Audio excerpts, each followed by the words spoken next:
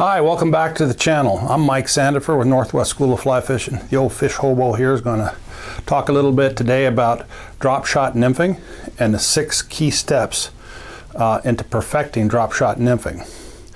If you watch the preceding video carefully enough, I am drop shot nymphing, but it would be hard to tell what kind of nymphing I'm doing. Euro, strike indicator, classic, tie a fly on, put some split shot on there. It would be hard to tell. But what I am doing is drop shot nymphing.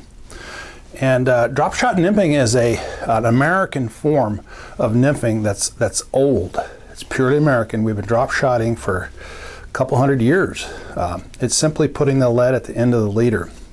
But we've modernized it into a style of nymphing that's very much like Euro in the cast, and what we do after our flies enter the water is really straight on with Euro type of nymphing.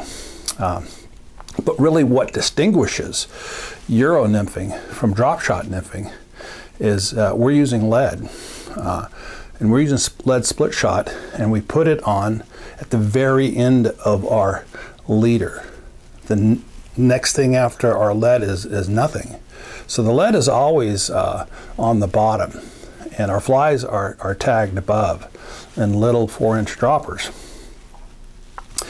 Versus Euro style, where they don't use any lead at all, and use all kinds of different things that help them. Their leaders are a little different, much different really, but we can use lead, so we do. The key that you got to understand about drop shot nymphing is that we have to get our depth of our flies down near on the bottom, and that requires us to be really specific on the weight that we use. It's very easy to add weight or take weight off, but when it's at the very end it just comes right off. And that's the effective part of drop shot nymphing. Done correctly with enough weight, you can get your flies down there almost every time you make a drift. Move down the river 200 yards and just add some weight or take some weight off. It's very easy to do. But to be very good at drop shot nymphing, to the point where you can really perfect it, there's 6 key aspects of drop shot nymphing that you really need to key in on. That's going to make you a better angler. One is drop shot nymphing has a trunk line in the leader. It's just one long piece of leader with a couple knots on it. We call that the trunk line. That trunk line is usually 8 pound, and you need to make it in 10 pound, and you need to make it in 15 pound fluorocarbon. Because fluorocarbon has the properties that it will actually almost become invisible underwater, and if we're using a 6-inch tags or 6-inch droppers or 4-inch droppers, those droppers are designed at a lower weight or 4X type. So number 2 is making sure that your dropper loops from your trunk line are probably no less than 4X, probably right around that 6 pound range if you're using straight fluorocarbon. Because if you get caught on the bottom, if your flies do get caught on the bottom, we want the flies to break, not the trunk line.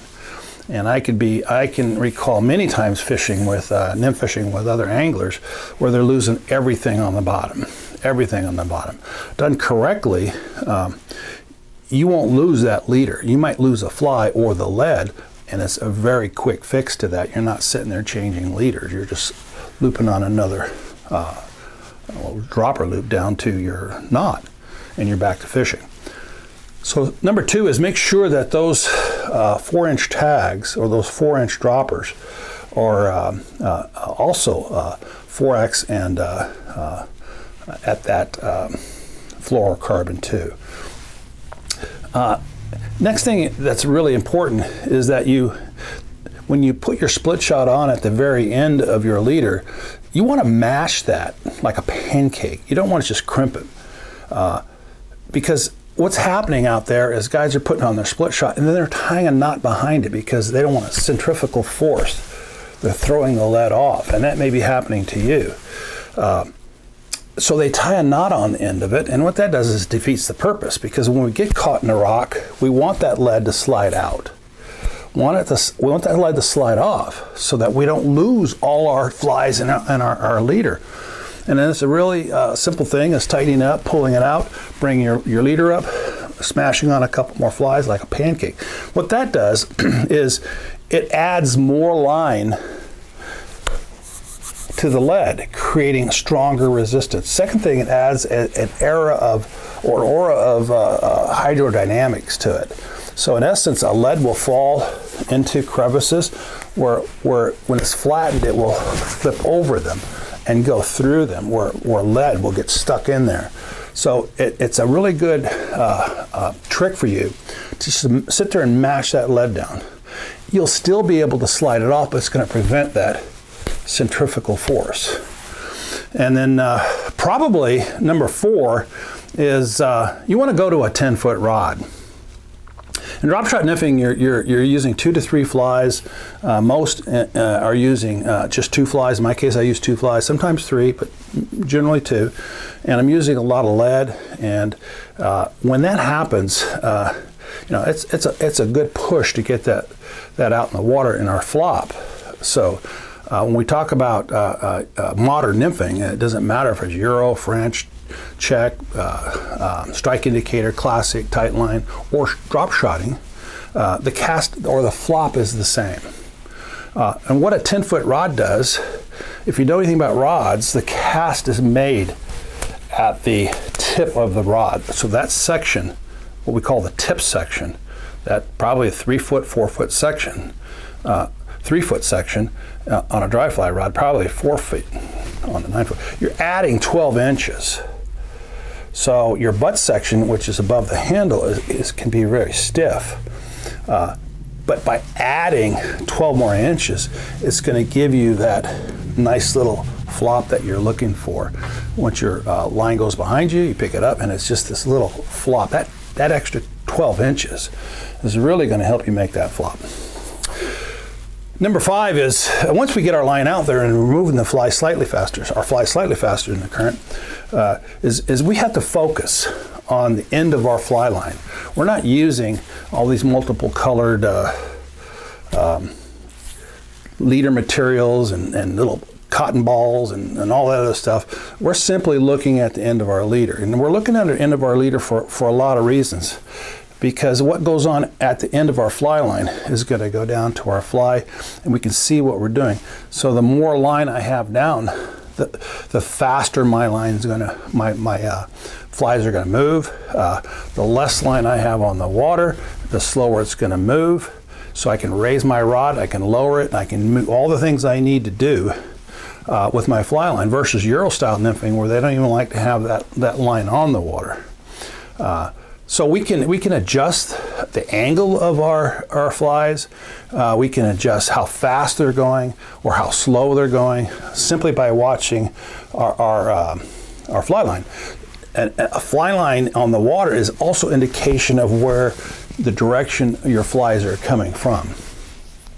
That's a good thing for you to put into your drop shotting. And number 6 is probably the most important.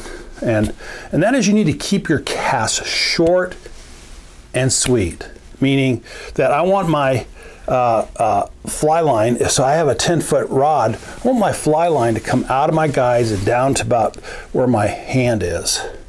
That's about 10 feet. That's about 10 feet of fly line. If I'm using a 10-foot leader, that's 20 feet of line. And I can do so many casts. I can maneuver and do so much stuff with just 10 feet of fly line. You got to remember, I have 10 feet of fly line, but I have another 10 feet of leader. That's 20 feet out there. And it's so much easier for me to control. It's so much easier for me to mend whatever I have to do. I don't have a lot of line coming behind me. I can pick it up. I can have that straight line behind me. It's going to make it a lot easier for me to make that flop. And if I need to go my line to go farther out, I can move up or I can add more. But the more line I have out, the more fly line I have out on the water, the less control and the harder the cast is going to be. The shorter amount of fly line I have out, the more controlled my cast will be, the more accurate it will be, which means my drift will come through a lot better. As you progress in drop shot nymphing, you may extend that to 12 feet. It's whatever you feel comfortable. And the last thing, which is not on our numbered list, is that in drop shot nymphing, there's so many ways to do drop shot nymphing, and I get this a lot. Well, can I do this, and can I do that, and can I do this? I've put out a 2-volume video on our channel called Drop Shot Nymphing 1 and 2, and you can go to that for some reference on how I build my leaders. But there's really no defined way. So I'm always getting, can I do this? Can I do that? I don't do that. I do this, and so on and so forth. And what is the right way? There's really no right way or wrong way. I guess my answer to those questions would be, try it. Try it. If you like it and it works for you, then proceed on. Versus Euro style nymphing, where it's cut and dried. You got to do this and you got to do that, and this is how it has to be. You got to use this ring and that and everything else, and it's got to be just like that. Well, drop shot nymphing is very versatile. How far your lead should be from your first fly, how far from your first fly to your second fly, and so on. Those things can vary depending on the angler, and what you should do is experiment around. Use what I have as a starting or judge. You might like it and continue with that, or you might tinker around with it and make it even better for you. So these six things, you got to have. Your trunk line has to be able to be switched from 8 pound to 10 pound, and from 10 pound to 15 pound. Why would I do that? Because the river's different. In a fast moving water with a lot of boulders and branches on the bottom, I want a heavier line so I can really pull that out. When I'm not in that kind of water, I want to go with an 8 pound where it's a little thinner and easier for me to move around. Second thing is dropper loop should be 4 inches. So the trunk line to your fly should be 4 inches, and that should be a 4X or 6 pound fluorocarbon. We don't want them much longer than that because they'll tangle or they'll catch one another. That's number 2. Number 3 is you want to smash that lead down and try that instead of tying a knot. You're defeating the purpose. You're going to lose your stuff. Number 4 is go to a 10-foot rod. They're not that expensive. A couple $100 and you got yourself a 10-foot nymph rod. I go with a 10-foot 6-weight. You can go to 5-weight. Some guys like it, but me, I'm at 6-weight. I'm tossing junk. Number 5 is watch the end of your leader as it goes through. Make those adjustments we talked about. And number 6 is keep everything short and sweet. As a rule, 10-foot rod down to here, 10 feet of fly line. At least start with that. And then last but not least, please subscribe. By subscribing, you're helping me put more videos out like this, and it's going to help you down the road, and it's going to help other anglers hopefully down the road. And if you like this video, there's more coming, and I'll see you on the river.